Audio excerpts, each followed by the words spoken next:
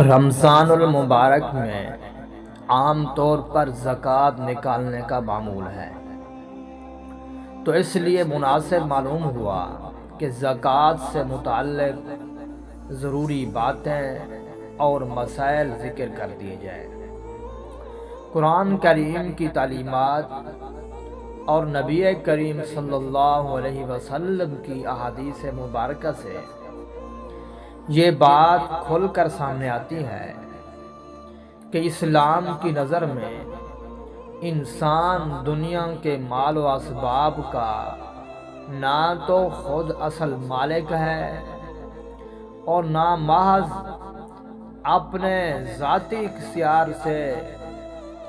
دولت کو اکٹھا کرنے کا اختیار رکھتا ہے۔ چنانچہ اسلام یہ بتا دینا چاہتا ہے کہ سارے وسائل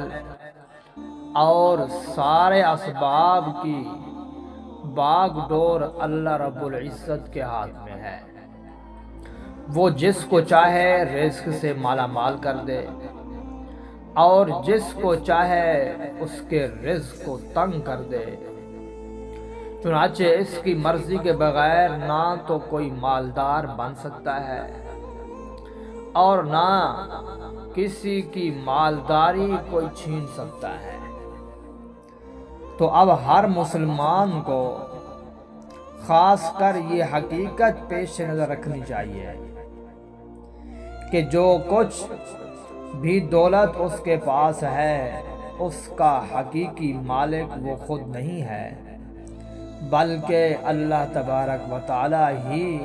حقیقی مالک ہے۔ اور اللہ تبارک و تعالی نے اپنے فضل و کرم سے ہمیں اپنی ملکیت میں نیابت کے طور پر تصرف کرنے کا حق دے رکھا ہے، یعنی نائب کے طور پر تصرف کرنے کا، استعمال کرنے کا حق دے رکھا ہے۔ جب اللہ ہی اس کا مالک ہے اور اسی کی قدرت کے بنا ہم یہ نعمت استعمال کر رہے ہیں، تو اگر وہ اپنے بندوں کو یہ حکم کرتا کہ وہ اپنا سارا مال اللہ کی راہ میں لٹا دیں تو ہمیں شکایت یا اعتراض کا کوئی موقع نہ تھا، کیونکہ اس کی چیز ہے، وہ جہاں اور جتنی چاہے خرچ کرے۔ مگر یہ بھی اللہ کا فضل ہے کہ اس نے جہاں ہمیں خرچ کرنے کا حکم دیا وہاں پورا نہیں بلکہ کچھ حصہ خرچ کرنا ضروری قرار دیا ہے۔ چنانچہ قرآن کریم میں جہاں بھی اللہ تعالی نے انفاق فی سبیل اللہ کا حکم دیا ہے وہاں اس بات کی طرف اشارہ کر دیا کہ سارا مال خرچ کرنا مطلوب نہیں بلکہ کچھ حصہ دے دینا کافی ہے۔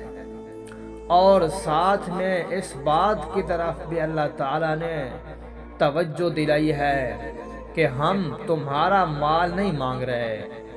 بلکہ ہم نے جو تمہیں دیا ہے اسی میں سے تھوڑا سا حصہ لینا چاہتے ہیں تاکہ دینے والے کا بوجھ ہلکا ہو جائے۔ نیز قرآن کریم میں اللہ تعالیٰ نے آگاہ کیا ہے کہ زکوٰۃ کا حکم کوئی ٹیکس نہیں ہے، اسے بھاری سمجھا جائے، بلکہ یہ تو اللہ تعالیٰ اپنی ہی دی ہوئی ایک امانت تم سے مانگ رہا ہے،